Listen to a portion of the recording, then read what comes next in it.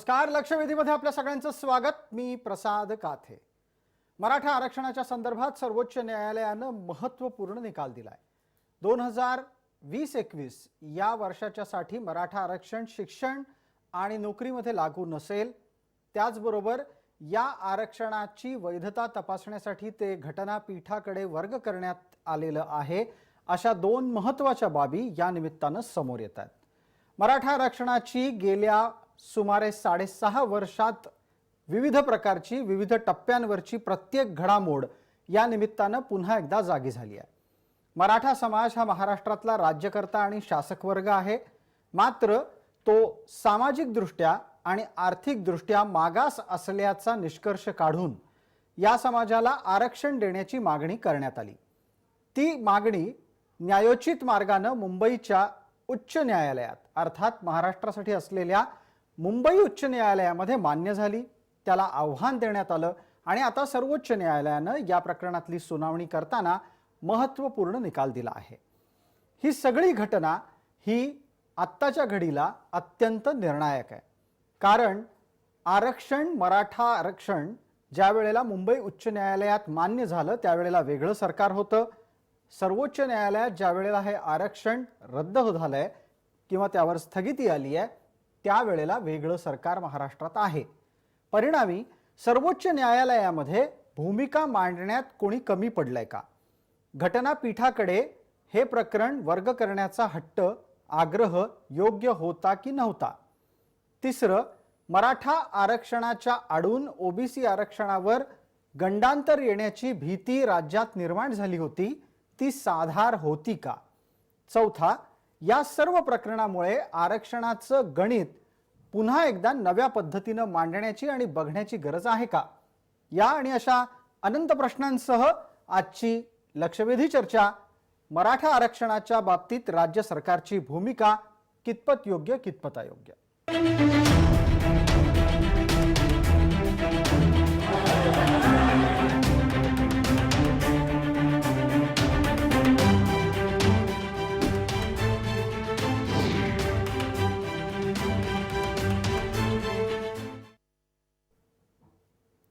आजच्या आपल्या चर्चेत सहभागी होणारे मान्यवर कोण आहेत त्यांचा मी आपल्याला पटकन परिचय करून देतो. आपल्या सोबत आहेत काँग्रेसचे प्रवक्ता अरुण सावंत.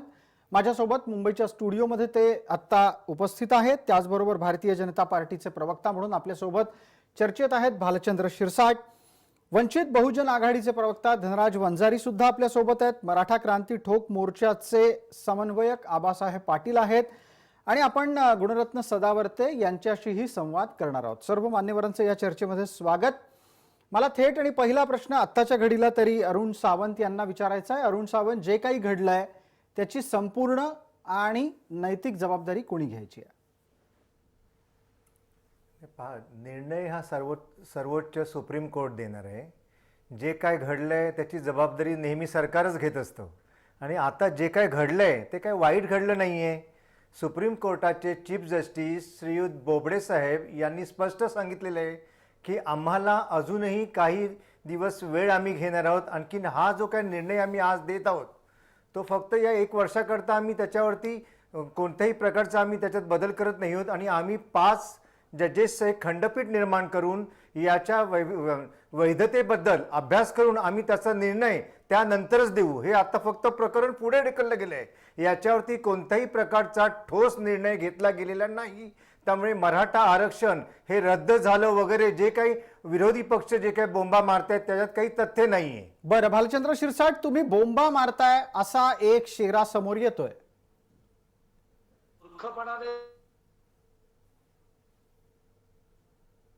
भालचंद्र शिरसाटांचा हा मुद्दा म्हणजे त्यांच्याकडून याचं उत्तर आपण घेऊ. काही तांत्रिक कारणामुळे ते अडखळलेत. पण फोनवर गुणरत्न सदावर्ते ज्यांनी मराठा आरक्षणाला विरोध केला होता. गुणरत्न सदावर्ते, आपली प्रतिक्रिया.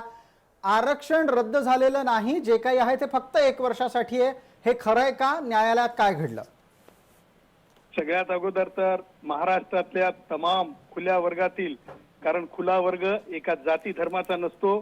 जो सर्वश्रेष्ठ गुणवंत असतो, मग तो ब्राह्मण कुटुंबातून असो की शेड्यूल कास्ट मधून असो की जैन मधून असो, या सगळ्या खुल्या वर्गातील खुल्या गुणवंतांना माननीय सर्वोच्च न्यायालयाने दिलेला हा संविधानिक न्याय आहे.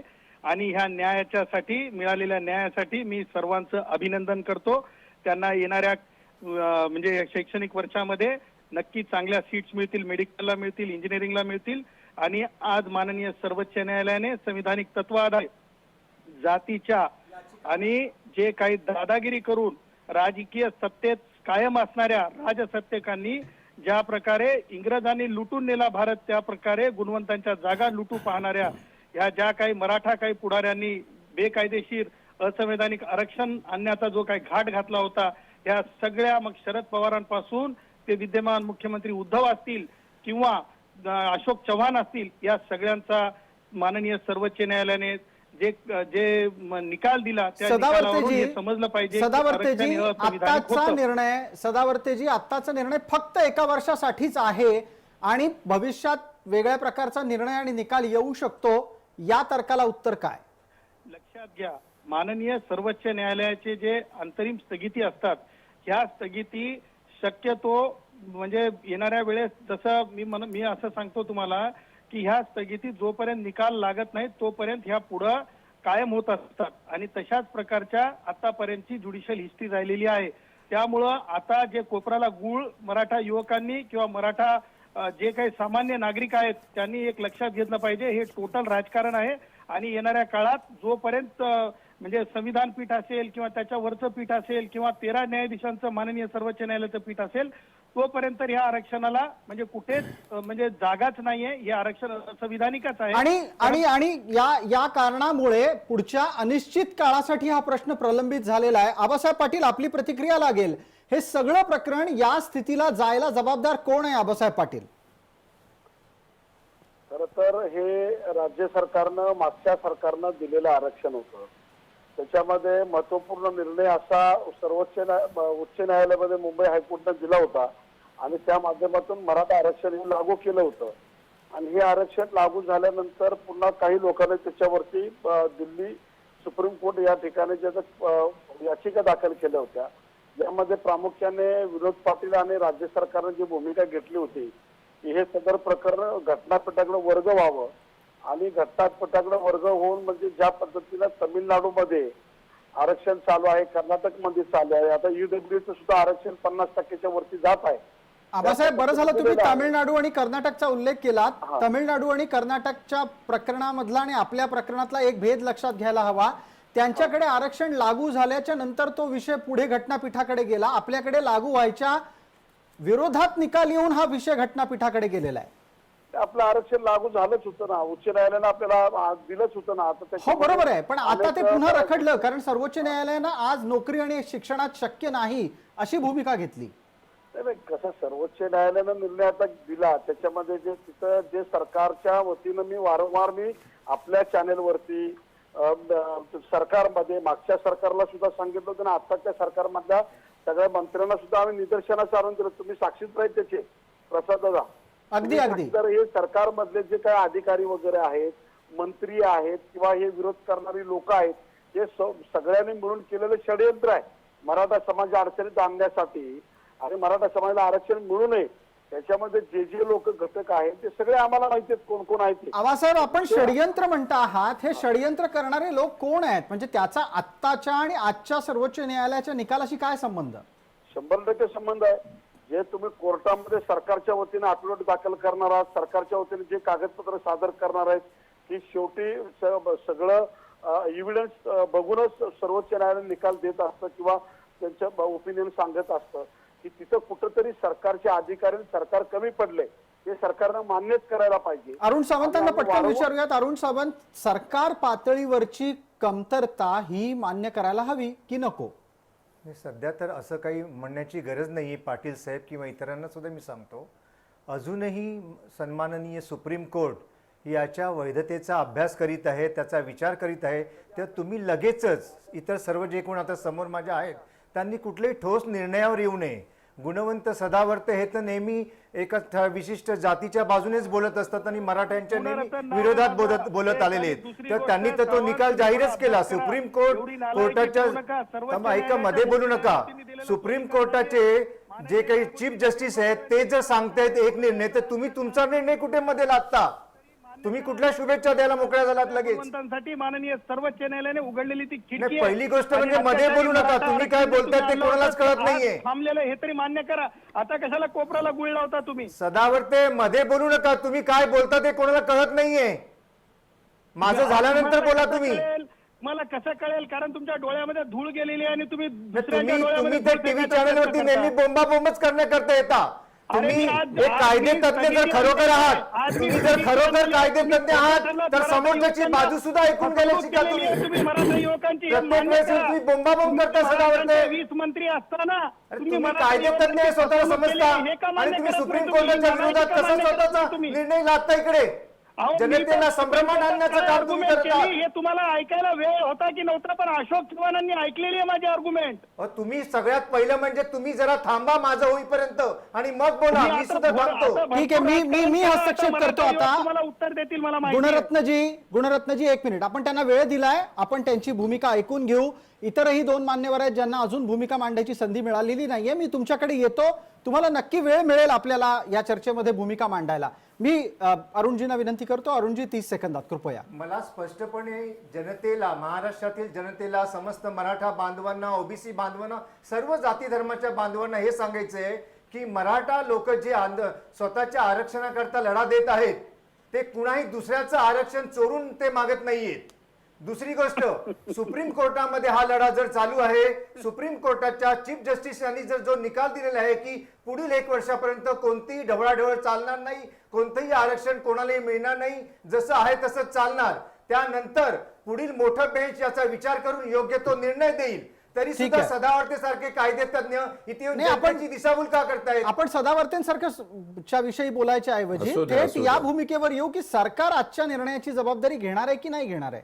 सरकार प्रत्येक वेळेस प्रत्येक निर्णयाची जबाबदारी घेते आणि ती अगदी ठोसपणे पाळते सुद्धा. ठीक आहे, ठोसपणे ती जबाबदारी पाळते. भालचंद्र शिरसाटांची प्रतिक्रिया घेणार, त्यानंतर धनराज वंजारी. नाही, असं आहे प्रसादजी, हे वारंवार बोंबाबोंब शब्द जे वापरतायत महाभकास आघाडीचे प्रवक्ते, त्यांना मी सांगू इच्छितो, तुम्ही करताय त्या पहिली गोष्ट म्हणजे तोंड सांभाळून बोला, तर मी गप्प ऐकेन तुमचं. तोंड सांभाळून बोला आपण, मी तुमचं ऐकायला तयार आहे. भालचंद्र शिरसाट अजून बोललेच नाहीये, त्यांनी काय तोंड सांभाळून बोलायचं? महाभकास आघाडी वगैरे तुम्हाला 2 शब्द पण चांगले बोलता येत नाही का महाविकास आघाडीबद्दल? आणि जर तुम्हाला या महाराष्ट्रामध्ये महाविकास आघाडीचं राज्य आहे हे सुद्धा जर माहित असेल, माहित नसेल, तर तुम्ही कसले भाजपाचे प्रवक्ते? महाराष्ट्राचे किती केसेस गेल्या आणि काय निकाल येतात याच्यावरून शहाणपणा कळतंय तुमचा. 1 मिनिट सदावर्ते, जरा थांबा. भालचंद्र शिरसाट बोलतायत. भालचंद्र शिरसाट, कृपया आपलं म्हणणं लवकर मांडा. असं आहे, परीक्षांसाठी सुप्रीम कोर्टात गेले, परीक्षा न घेण्याचे केस हरलेत, ग्रामपंचायतीचे केस हरलेत, सीबीआय नको केस हरलेत. सध्या मराठा आरक्षण हा विषय चालू आहे. मराठा आरक्षण तुम्हाला काय माहित आहे ते बोला. आणि म्हणून या करंटे सरकारचा करंटेपणा नडलेला आहे. खंडपीठाकडे जेव्हा एखादी केस जाते, महाराष्ट्र कर्नाटक सीमा प्रश्न खंडपीठाकडे आहे, 20 वर्ष काही झालेलं नाही. तामिळनाडूचं आरक्षण पर निर्णय खंडपीठाकडे आहे, 20 वर्ष झाला नाही. दुर्दैव आहे महाराष्ट्रात आणि मराठा समाजाचं की आरक्षण स्थगिती देऊन खंडपीठाकडे गेलं. एका पिढीला याचा फटका पडणार, एका पिढीला हे आरक्षण मिळणार नाही. हा करंटेपणा, हा काळा दिवस आहे आजचा. भालचंद्र शिरसाट, ठीक आहे, धनराज वंजारींकडे जायला लागेल. धनराज वंजारी, आत्ताच्या घडीला न्यायालयाच्या निकालाचा तात्काळ कुठला अर्थ काढावा का सगळ्यांनी संयमानं भूमिका घ्यावी? मला वाटतं प्रसाद, आपण संयमानं भूमिका घेण्यासाठी काय एकंदर सगळा गॅमेट आहे तो समजून घेतला पाहिजे. मी 3 प्रमुख मुद्दे 3 ओळीमध्ये मांडतो. त्याच्यातला पहिला असा आहे की सुप्रीम कोर्टाने हे जे प्रकरण मराठा आरक्षणाचं घटनापीठाकडे दिलेलं आहे, याचा अर्थ असा आहे की याच्यामध्ये घटनात्मक पेच आहे आणि जोपर्यंत तुम्ही घटनात्मक पेचाचं निवारण करत नाही तोपर्यंत हे आरक्षण रिलीज होत नाही. हा प्रश्न फक्त महाराष्ट्राचा नाही आहे, तर महाराष्ट्रासारखी भारतातली 5 राज्य आहे ज्यांची प्रकरणं याआधी सुप्रीम कोर्टाने घटनापीठाकडे वर्ग केली आहे. आणि त्यानुसार एक सांगता येतं की घटनापीठ जेव्हा याच्यावर निर्णय घेईल तेव्हा सामायिक देशाची परिस्थिती, आरक्षणाची परिस्थिती, पर्सेंटाईल परिस्थिती, जातनिहाय परिस्थिती अशा वेगळ्या डायमेन्शननी विचार करून या ठिकाणी घटनापीठ निर्णय देईल. मला वाटतं अपरिहार्यपणे आपण तोपर्यंत वाट पाहिली पाहिजे. ज्यांना असं वाटतं की हे अनिर्णित राहील, 20-20, 30-30 वर्ष राहील, तर आपण सुप्रीम कोर्टाला एक्सपेडाईट करण्यासाठी पिटिशन देऊ शकतो. तीही मुभा आपल्याला आहे. दुसरा महत्वाचा मुद्दा या ठिकाणी ज्याच्यावर आज तुतुमयमय होतोय तो असा आहे प्रसाद, की जेव्हा हे आरक्षण देण्यात आलं आणि अशी आरोळी ठोकण्यात आली शासनाकडून, अर्थात हा राजकारणाचा भाग होता. ती आरोळी अशी होती की आम्ही खूप सखोल अभ्यास करून असं आरक्षण दिलेलं आहे की ते टिकाऊ आहे वगैरे वगैरे. काही मंत्री ते लाडू बिडू खात होते, लाडू कारत होते, पण आता त्यांचं लाडू खात असताना असा झाडू कोणीतरी फिरवेल ही कल्पना त्यावेळी काही कायदे तज्ज्ञांनी दिली होती की बघा तुम्ही कितीही कठोर अभ्यास करून आणि कितीही पक्का आरक्षण देण्याचा प्रयत्न करायचा वल्गना करत असलात तरीही सुप्रीम कोर्टामध्ये हे आरक्षण टिकणार नाही. आणि म्हणून आज जी स्थगिती आलेली आहे मला वाटतं त्या दृष्टीनं हा ब्लॉट आलेला आहे. तिसरा महत्वाचा, एकच ओळीत बोलतो आणि संपवतो प्रसाद, तिसरा महत्वाचा की आता शासनाला जे ब्लेम केलं म्हणजे सरकार बदललं म्हणून हा जो ब्लेम केला जातो, तर या ठिकाणी माझं प्रांजळ मत असं आहे की बीजेपी म्हणा किंवा अन्य कोणी म्हणा त्यांना कोणीही अडवलं नव्हतं. इंटरव्हेन्शन करून तुम्ही तुमची बाजू मांडू शकले असते.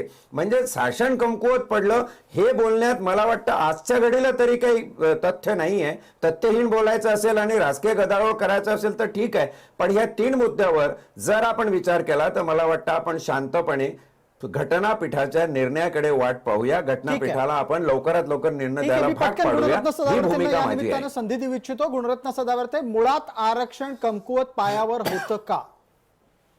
प्रसादजी, तुम्ही ह्या मराठा आरक्षणाला मला माहिती आहे डे 1 पासून हायकोर्टामध्ये तुम्ही पाहत होतात, तुम्ही त्याची रिपोर्टिंग करत होतात, तुम्ही त्याच्यावर बरेचसे असे फीचर्स सुद्धा तुमच्या त्या काळच्या चॅनल्सवर तुम्ही दाखवले आणि ते देशभर नाही जगभर लोकांनी पाहिले. आणि त्याच फीचर मध्ये जे आम्ही म्हणजे जे संकेत आले होते त्याच फीचरच्या आधारावर आज सर्वोच्च न्यायालयाचा जो स्थगितीचा निर्णय आलाय तो आलेला आहे. अगदी त्याच्या बाहेर गेला नाही. दुसरी गोष्ट, जे बागुलबुवा केला चाललाय की संविधान पीठाकडे पाठवलं, संविधान पीठाकडे कोणती केस गेलेली आहे ही तरी अगोदर जाणून घेतलं पाहिजे. तुम्हारे खत में हमारा सलाम करण्यासाठी हे तिकडे चाललेले आहेत, परंतु एक मर्यादा आहे. जी केस महार आणि मांग असं जे रिझर्वेशनचा जो तेलंगणातला तिढा होता ते म्हणजे त्याच्यात स्वतंत्र वर्गीकरण करता येणार नाही आणि 50% जी मर्यादा होती त्या अनुषंगाने 50% केसेस ह्या सर्वोच्च न्यायालयात म्हणजे संविधान पीठाकडे गेलेल्या आहेत.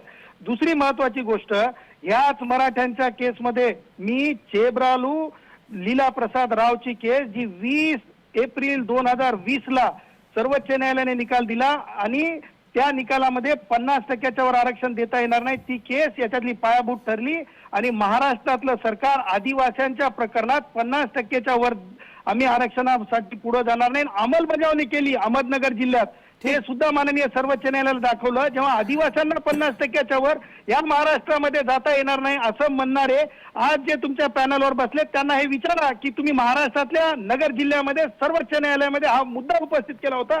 आदिवासी 50%च्या वर आरक्षणाला लाभदायक ठरत नाही, मग ते कसे एक्सेप्शन ठरतात हे सर्व राजकीय तंत्र आहे. हस्तक्षेप करतो आपल्या बोलण्यामध्ये तो यासाठी. गुणरत्न सदावर्तेजी, मुळात विषय आत्ताच्या घडीला थेट मराठा समाजाच्या आरक्षणाचा आहे. त्या अनुषंगाने तुम्हाला मी विचारलं होतं की या आरक्षणाचा पाया ठिसूळ होता का? मला याचं उत्तर भालचंद्र शिरसाटांकडून पण घ्यायचं आहे. भालचंद्र शिरसाट, मी तुम्हाला सांगतो मराठा आरक्षणाची चर्चा झालेली होती. हो बरोबर आहे. गुणरत्नजी 1 मिनिट थांबा. मी आता संधी भालचंद्र शिरसाटांना दिली आहे, त्यांना बोलू द्यात. शिरसाट साहेब, वेळेची मर्यादा पाळा कृपया, 1 मिनिटात उत्तर द्या. सदावर्तेजी हे वकील आहेत, वेगवेगळे तांत्रिक आणि कायदेशीर मुद्दे त्यांनी काढले आहेत, परंतु सर्व कायद्याच्या चौकटीत बसणारं हे आरक्षण सर्व बाजूचा विचार करून नीट स्टँडर्ड प्रोसिजर, ऑपरेटिंग प्रोसिजर वापरून ड्यू प्रोसेस ऑफ लॉ पूर्ण करून हे दिलेलं होतं. हीच बाजू उच्च न्यायालयात मांडली, की उच्च न्यायालयाने उचलून धरली सुप्रीम कोर्टामध्ये आपली बाजू मांडण्यात सरकार उदासीन आहे असं विनायक मेटेजींनी वारंवार सांगितलं. ऍडव्होकेट विनोद पाटील वारंवार बोलत होते, परंतु सरकारने लक्ष दिलं नाही. सरकारची उपसमिती अशोक चव्हाणांच्या अध्यक्षतेखालची उपसमिती आहे, त्याच्या बैठकाच होत नव्हत्या आणि मुख्यमंत्र्यांनी नाही, पण भालचंद्र शिरसाट बैठका झाल्या नाहीत म्हणून दुर्लक्ष झालं का इतर काही हेतू होता? नाही, मला इतर काही हेतू होता याच्यावरती आज बोलायचं नाहीये.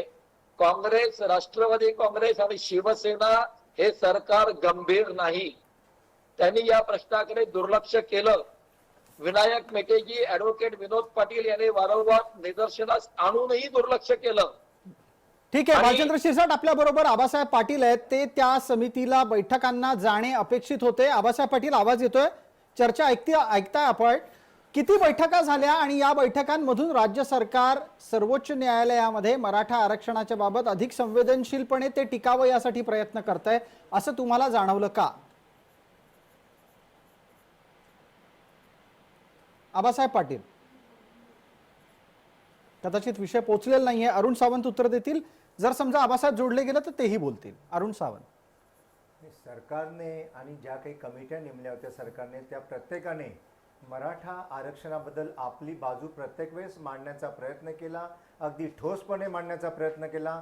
ज्याप्रमाणे भारतीय जनता पार्टीचे शिरसाट साहेब म्हणत होते की हे सरकार मुळीच याच्याबद्दल काय म्हणजे जबाबदार नाही, गंभीर नाही असं म्हणतात ते. तर माझा आपल्याला हा प्रश्न आहे की केंद्रामध्ये मागच्या सरकारमध्ये केंद्रामध्ये सुद्धा भारतीय जनता पार्टीचं सरकार होतं, आजही आहे, ते सुद्धा आजही आहे आणि महाराष्ट्रात सुद्धा होतं. तर तुम्ही काय एवढं हे पटापट स्पीडीली पास होण्याकरता तुम्ही का प्रयत्न केले नाही?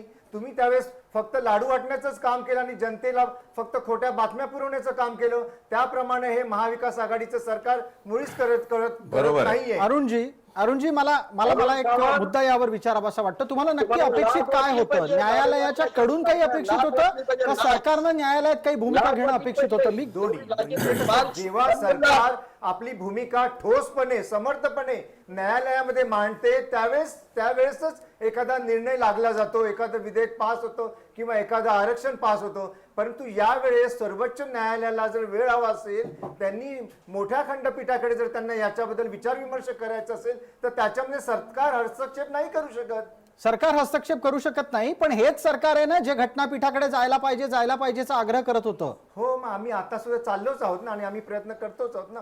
मागचं सरकार ज्या प्रकारे फक्त खोट्या बातम्या जनतेमध्ये पसरून काही करत नव्हतं, त्याप्रमाणे हे सरकार तर मुळीच करत नाही. भालचंद्र शिरसाटांना विचारूयात, घटनापीठाकडे जाण्याचा आग्रह धरणं आणि त्याचा पाठपुरावा करणं याने निकालावर काही परिणाम केला? एक पिढी बर्बाद केली, मराठा समाजाची एक पिढी आरक्षणापासून वंचित ठेवली. घटनापीठाकडे जेव्हा जातं प्रकरण तेव्हा त्याला किती वर्ष लागतील याचा कुठलाही भरोसा नाही. कितीतरी उदाहरणं आहेत आणि म्हणून तामिळनाडूचं आरक्षण स्थगिती न मिळता गेलं, आजही ते चालू आहे. इथे उलट झालंय, एक पिढी बर्बाद करण्याचं कुकर्म करंटेपणा या सरकारने केलाय. ठीक आहे, राजेंद्र शिरसाट, एक पटकन आबासाहेब पाटलांची प्रतिक्रिया गरजेची आहे. आबासाहेब, मगाशी माझा प्रश्न आपल्यापर्यंत पोहोचला होता, दुर्दैवानं आपला आवाज आमच्यापर्यंत आला नाही. आता माझा प्रश्न आवाज आपल्यापर्यंत पोहोचतोय असं वाटतंय मला. हा, बोला. मी आपल्याला असंच विचारत होतो आबासाहेब की राज्य सरकारच्या वतीनं तुम्हा सर्व मराठा आरक्षणाच्यासाठी संघर्ष करणाऱ्या नेत्यांशी किती नियमित संवाद राखत सर्वोच्च न्यायालयात काय करायचं याच्या बाबत विचार विमर्श झाला? सगळ्यात महत्वाचा प्रसादजी, आम्ही माननीय मुख्यमंत्री आणि सगळ्या मंत्री महोदयांच्या झूम मिटिंगच्या वेळेला आम्ही स्वतः मुद्दा उपस्थित केला होता. या संदर्भामध्ये सरकारनं विरोधी पक्षांना सुद्धा विचारात घेणं आवश्यक आहे. दुसरी गोष्ट, केंद्रामध्ये पंतप्रधान मोदी यांच्याशी संपर्क करणं गरजेचं आहे. याच्यावरती तुम्ही केंद्र सरकारची सुद्धा मदत घ्यायला पाहिजे होती. तिसरा मुद्दा, हे सरकारमध्ये बसलेले काही अधिकारी आहेत शासनामध्ये, या शासनाच्या अधिकाऱ्यांचे आणि विरोधकांचे काही संगनमत आहेत.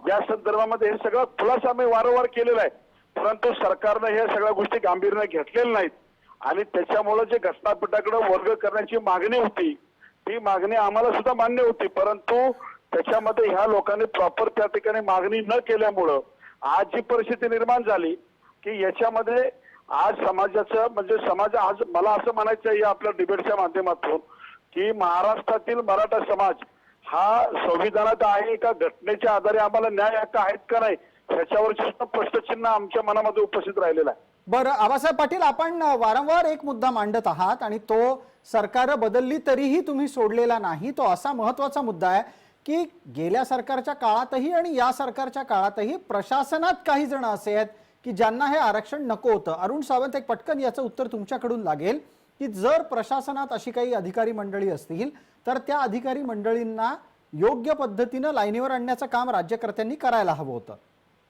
जिथे जिथे प्रशासनातले अधिकारी एखाद्या गोष्टीच्या आड येण्याचा प्रयत्न करतात त्यांना त्या त्या प्रकारचं उत्तर सरकारतर्फे दिलं जातं. परंतु या केसमध्ये मराठा आरक्षणाच्या केसमध्ये जर काही अधिकारी हे आरक्षण आणण्याच्या मध्ये अडथळा आणत असतील तर अशा गोष्टी आबासाहेब पाटील किंवा इतर जाणकारांनी ते सरकारच्या नजरेत आणून दिल्या पाहिजेत. फक्त त्याने आबासाहेब पाटील आज नाही, 4 वर्ष झाले बोलतायत त्याच्यावर. नाही, त्यांनी कधी अशा गोष्टी नजरेत आणून दिल्या का की फलाना नक्की आणून दिल्या, त्यांनी अनेकदा आणून दिल्या. अरुणजी, नाही, फलाना अधिकारी त्यांनी नावासकट दिलंय, त्यांनी नावासकट दिलंय. आबासाहेब, मला वाटतं की तुम्ही अधिकाऱ्यांची नावही लिहून दिली होती. मी जर चुकत नसेल तर सांगा. आपण नावही लिहून दिले होते, सरकार मागच्या मुख्यमंत्र्यांना पण दिले होते आणि ह्या मुख्यमंत्र्यांना सुद्धा दिली होती.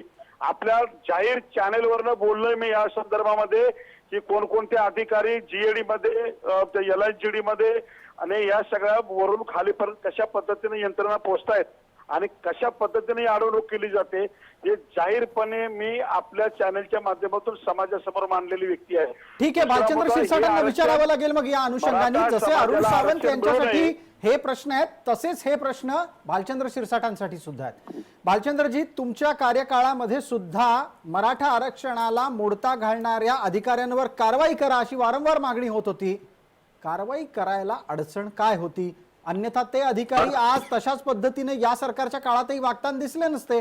तुम्हाला स्वतःला माहिती आहे विद्यमान सरकारनं सर्वोच्च न्यायालयात काय सांगितलं, प्रशासनाकडून सहकार्य होत नाही म्हणून पुढची तारीख द्या असं म्हणण्याची वेळ आली. अधिकाऱ्यांवरचा वचक कोणाचा कमी झालाय? ही नामुष्की महाभक्कास आघाडीला आली. भाजप आघाडीला भाजप सरकारमध्ये कधी नव्हती. एक म्हणजे प्रशासकीय अधिकारी 4 वर्षापूर्वी तेच होते आणि आजही तेच आहेत. अधिकारी तेच आहेत. जर ते आज झारीतले शुक्राचार्य झाले तर 4 वर्षापूर्वी सुद्धा झारीतले शुक्राचार्य झाले होते. परंतु प्रशासनावरची पकड आणि राजकीय इच्छाशक्ती, आता इथे इच्छाशक्तीवरती शंका घेण्यासारखी परिस्थिती आहे. आज काँग्रेस, राष्ट्रवादी काँग्रेस आणि शिवसेना यांचं भक्कम सरकार, भक्कम ते म्हणतात आमचं भक्कम आहे, भक्कम सरकार जर प्रशासकीय अधिकाऱ्यांना रोखू शकत नसेल तर हे नालायक सरकार आहे. आणि 6 महिन्यापासून मुख्यमंत्री मंत्रालयात आलेले आहेत. मुख्यमंत्री 6 महिन्यापासून मंत्रालयात आले नाहीत. नाही, पण ते मुख्यमंत्री मंत्रालयात आले नाहीत याचा इथे काय संबंध आला? त्यांनी झूमवर तुमची मीटिंग घेतली ना. आमचं म्हणणं मांडायचं कुणाकडे, भेटायचं कोणाचं म्हणणं कुणाकडे मांडायचं, कुठल्या समितीकडे अहो पण आबासाहेब भेटायचं आबासाहेब आजच्या तंत्रज्ञानाच्या युगामध्ये ते तुम्हाला ऑनलाईन पद्धतीनं भेटत होते ना. ऑनलाईन पद्धतीने भेटल्यानंतर आम्ही विषय मांडले होते त्यांच्याकडे. त्यांनी लक्ष घातलं असतं तर ही घटना घडली नसती. आता मला एक मुद्दा द्या आबासाहेब, मला एक सांगा, तुम्ही एक महत्वाचा कोणता मुद्दा मांडला ज्याच्याकडे दुर्लक्ष झालं? स्पष्टपणे आम्ही पत्र दिलं होतं, मी मेल केलेले आहेत की माननीय पंतप्रधान मोदींच्या संदर्भामध्ये केंद्र सरकारची चर्चा करावी, विरोधी पक्षाची चर्चा करावी आणि सगळ्या मंत्र्यांचं सगळ्या एकत्रित भरून बसून तिथे ज्या पद्धतीने आमची झूम मिटिंग झाली त्या पद्धतीने सगळ्या 288 आमदारांची सुद्धा झूम मिटिंग होऊ शकत होती. ठीक आहे आबासाहेब, आपण एक आता महत्वाचा मुद्दा मांडलाय. थोड्या वेळापूर्वी धनराज वंजारी आपल्या सोबत आहेत, त्यांनी पण एक महत्वाचा मुद्दा मांडला होता की ज्याला ज्याला या प्रकरणी काही मदत करायची इच्छा होती त्यांनी इंटरव्हेन्शन पिटिशन, हस्तक्षेप याचिका करायची गरज होती. अरुण सावंत, आता इथे एक महत्वाचं वळण आहे चर्चेतलं, ते म्हणजे असं की राज्याच्या मराठा समाजाला न्याय देण्याच्यासाठी राज्य सरकार कटिबद्ध असल्याची भूमिका घेतली गेली. तशी भूमिका घेतल्या गेल्याच्या नंतर सगळ्यांना सोबत घेऊन जाण्याची भूमिका दिसली का? हे पहा, भारतीय जनता पार्टी आणि काँग्रेस, राष्ट्रवादी काँग्रेस आणि शिवसेना हे 2 वेगवेगळे विभाग आहेत. लक्षात घ्या. तुम्ही जर हे एक्सपेक्ट करत असाल पाटील साहेब किंवा आपण इतर मंडळी तर मी स्पष्टपणे सांगतो की जेव्हा केंद्रामध्ये जेव्हा आम्ही बाजू मांडण्याचा प्रयत्न केला या आरक्षणाबद्दल, त्यावेळेस केंद्र सरकारकडून या सरकारला कोणत्याही प्रकारचा पाठिंबा किंवा सहकार्य मिळालं नाही आणि आजही मिळत नाहीये. हे फक्त मराठा आरक्षणाच्या बाबतीत नाही तर इतर काही महत्वाच्या बाबतीत जीएसटीच्या साठी सुद्धा तोच नियम होता आणि इतर बाबतीत सुद्धा तोच नियम आजही आहे. अरुणजी. सरकार, केंद्र सरकार नेहमी राज्य सरकारच्या विरोधात काम करण्याची भूमिका घेत आहे आणि राज्य सरकारच्या कारभारामध्ये हस्तक्षेप आणण्याचं काम अरुणजी. या केंद्र सरकारने वेळोवेळी केलेलं आहे. अहो, नरेंद्र मोदींनी महाराष्ट्रात आरक्षण याची केलं. एकत्रित बैठक घेऊ नका असं अहो, सांगितलं होतं का? EWS चं आरक्षण घ्यायला एक एकत्र बैठक सुद्धा का नाही झाली? एकत्र बैठक घ्या किंवा नको घ्या हे नरेंद्र मोदी सांगणार नाही. मग नरेंद्र मोदी जर सांगणार नाही तर त्यांचे भारतीय जनता पार्टीचे जे आहेत ते मला सांगा ना कुठे इच्छुक आहेत मराठा आरक्षणासाठी? अहो, असं काय करताय तुम्ही? भालचंद्र शिरसाट याचं उत्तर द्या. हा एक नवीनच शोध लागलाय की भारतीय जनता पार्टीचे विद्यमान प्रमुख मराठा समाजाला आरक्षण द्यायला इच्छुक नाहीत म्हणून. भालचंद्र चोराच्या शिरसाट. उलट्या बोंब आहेत या चोराच्या उलट्या बोंब आहेत. अरे मग 5 वर्ष तुमचं सरकार होतं, केंद्रामध्ये तुमचं सरकार होतं, तुम्ही का पास करून घेतलं नाही? दिलं ना आरक्षण. काहीतरी अडचणी आहेत म्हणून झालं नाही. तुम्ही अहो, अरुण सावंत असं काय करताय तुम्ही? तारीखवर तर बघा की गोष्टी. गेल्या सरकारच्या काळात हायकोर्टामध्ये आरक्षण लागू झालं होतं. लागू झालं पण ते त्यांनी कुठे पूर्णत्वास नेले ना. त्यांनी फक्त खोटे खोटे लाडू वाटले फक्त आणि जनतेला भ्रमित केलं. नोकऱ्या मिळाल्या ना हे जे काही त्याच्यामुळे. ठामपणे मांडायचं होतं ते त्यांनी मुद्दामून त्याच्यामध्ये काही उणीवा ठेवला जेणेकरून ते पुढे जावं आणि यांचं फक्त अरुण, राजकारण चालू राहावं नाही. ही त्याच्यावरची निवळ भूमिका होती. अरुण, परंतु तसं महाविकास आघाडी करत नाहीये. अरुणजी, मी आपल्याला केवळ तपशील पुरवतो आहे. एकच मिनिट सगळ्यांनी कृपया 1 मिनिट याच्याकडे लक्ष द्या. केवळ तपशील पुरवतोय आणि मला वाटतं आबासाहेब पाटील या तपशिलाकडे तुम्हीही पाहाल. या सरकारच्या आधीच्या सरकारनी अध्यादेशाद्वारे आरक्षणातले बदल लागू केले. हायकोर्टामध्ये त्याला मान्यता मिळाली. त्यातलं शिक्षणातलं आरक्षण राहिलं, नोकरीच्या संदर्भातला वाद निर्माण झाला आणि कालांतरानं निवडणुका लागल्या. अशा प्रकारचा घटनाक्रम आहे याच्यातला. माझं म्हणणं काय आहे, आत्ताच्या सरकारच्या परिस्थितीमध्ये अरुणजी एक सर्वपक्षीय बैठक या विषयावर झाली का? झाली तर कोणत्या तारखेला? बरोबर. आपण सर्व बरोबर, तुम्ही सांगा, अगदी राष्ट्रमोहन हे आहे सरकार त्याच्यावर. येऊन अजून 1 वर्ष सुद्धा झालेलं नाहीये. अहो, 1 वर्ष त्याच्यामधलं तर अर्ध वर्ष सरकार- करोनामध्ये गेले आणि तरी सुद्धा सरकारने आपली बाजू मांडण्याकरता काँग्रेस पक्ष, राष्ट्रवादी काँग्रेस पक्ष यांनी अनेक बैठका घेतल्या. आता तुम्ही म्हणाल की भारतीय 3 जनता meeting पार्टीमध्ये झाल्या आता फक्त 3. मधील काही यांना का बोलवलं 3 नाही? meeting तर झाल्या. मला सांगा, जी लोक सुरुवातीपासूनच याच्या विरोधात आहेत, जे सरकार मागचं फक्त बामणांनाच मदत करत होतं किंवा त्यांनी जातीभेदामध्ये हे केलं, ते सरकार या इथे येऊन मदत करणं असं तुम्ही अपेक्षा बाळगता का? 1 मिनिट. धनराज वंजारींना हा मुद्दा पटलेला दिसत नाहीये. धनराज वंजारी, आपण बोला. नाही, मला हा मुद्दा एवढ्यासाठीच पटला नाही प्रसाद की हा काही व्यक्तिगत जातीभेदीचा उल्लेख करून इथं वावदूक करण्याचा अजिबात विषय नाही आहे. विषय अतिशय कानूनी आणि प्रांजळ विषय आहे. त्याचा आपण विचार करायला पाहिजे. काही प्रवक्त्यांना मी ऐकला तर मला दिसत नसल्यामुळं कळत नाही, पण नालायक सरकार वगैरे म्हणाले. सरकार हे जनभावनेतून लोक निवडून येतात, त्याच्यातून संविधानिक मार्गाने बनलेलं असतं. एखाद्या सरकारला नालायक म्हणायचं, मग तुमची लायकी आज सुप्रीम कोर्टाने दाखवली, हे संविधानाच्या विरुद्ध असे शब्द काढणं, कृपया असा शब्दप्रयोग टाळावा. महत्वाचा एकच मुद्दा मला या ठिकाणी मांडायचा आहे की ही जी आजची लढाई आहे ही कायदेमंडळ आणि न्यायपालिका, ज्युडिशरी आणि लेजिस्लेचर याच्यामधली लढाई आहे. लेजिस्लेचर, कायदे मंडळाला, राज्याच्या विधानसभांना कायदे पारित करण्याचा जो अधिकार आहे त्या अधिकाराशी प्रामाणिक राहून सरकारने असा कायदा करून आरक्षण दिलं. आता तो कायदा संविधानाच्या चौकटीत बसतो की नाही, त्याला रद्द करण्याचा किंवा स्थगिती देण्याचा जो अधिकार आहे तो सुप्रीम कोर्टाकडे आहे. म्हणून सुप्रीम कोर्टाने या लेजिस्लेचरवर कुरघोडी करून सांगितलं की अशा प्रकारची 5 राज्य सदरच्या आरक्षणासाठी 50% वरतीसाठी भांडत आहे आणि घटनापीठाकडे दिलेलं आहे. म्हणून एक सामायिक निर्णय येईपर्यंत हे सुद्धा आम्ही घटनापीठाकडे देत आहोत. मला वाटतं याच्यात काही गैर नाहीये.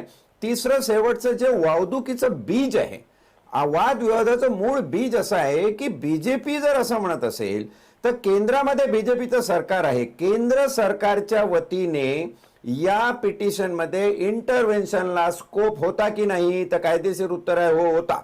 दुसरं आहे की त्या केंद्राने आजपर्यंतचा जर आपण इतिहास बघितला तर केंद्र सरकार हे बऱ्यापैकी सर्वोच्च न्यायालयाला इन्फ्लुएन्स करू शकतं. Influence I mean legally influence करू शकतं. मग असा प्रयत्न बीजेपीला जर आपली बूज एक पक्ष म्हणून सरकार म्हणून तत्कालीन महाराष्ट्राचं जर राखावी असं वाटत होतं तर मग केंद्र सरकार तुमच्या मदतीला या खटल्यामध्ये का येऊ शकलं नाही याच्यावर चर्चा झाली पाहिजे. ठीक आहे, भालचंद्र विनाकारण शिरसाटांकडून कोणी याचं ब्राह्मणाचं उत्तर नाव घेऊया, घ्या किंवा हे त्यानंतर सगळं एक मला वाटतं विश्रांती घ्यायला लागलेलं आहे. जातीपातीचं पडणं म्हणजे आपला दर्जा कमी कर. ठीक आहे, भालचंद्र शिरसाट पटकन आपली भूमिका मांडा, जे मुद्दे आता धनराज वंजारी यांनी मांडलेत. नाही, तुम्ही मला पटकन सांगता, बाकीच्यांना भरपूर वेळ देता, मलाही बोलू द्या. एक म्हणजे राज्य सरकार ही सर्व परिस्थिती हँडल करत होती. कायद्याच्या चौकटीवर टिकणारं आरक्षण भाजप सरकारने दिलेलं होतं. ती बाजू मांडण्यात हे अपयशी झालेत. त्यांनी जर विनंती केली तर केंद्र सरकार इंटरव्हीन करेल. केंद्र सरकार सो मोठं इंटरव्हीन कसं करेल जेव्हा राज्य आणि सुप्रीम कोर्ट यांच्यामध्ये विधिमंडळामध्ये झालेला ठराव आहे. हा काही लोकसभेमध्ये झालेला ठराव नाही, विधिमंडळात झालेला ठराव हा त्या राज्य सरकारने भालचंद्रजी, डिफेंड करायचा आहे. भालचंद्रजी. आणि मग त्यांना घटनात्मक काही तरतुदीची गरज लागत असेल, जसं सेक्शन आर्टिकल 9च्या अंडर काही आवश्यकता लागत असेल तर केंद्राकडे त्यांनी लेखी पत्रव्यवहार केला. केंद्र निश्चितपणे याला मदत करणार, परंतु तो राज्याकडून पत्रव्यवहार होण्याची आवश्यकता आहे. आणि या बाबतीमध्ये विनायक मेटे, ऍडव्होकेट पाटील, सर्व लोक, चंद्रकांत दादा पाटील वारंवार सांगत होते की हे सरकार दुर्लक्ष करतंय. ठीक आहे, दुर्लक्ष भालचंद्र करतंय. शिरसाट, जाहिरातीच्या विश्रांतीची वेळ आहे म्हणून आपल्याला थांबवतो. पटकन परत येऊयात लक्षवेधीच्या पुढच्या भागात.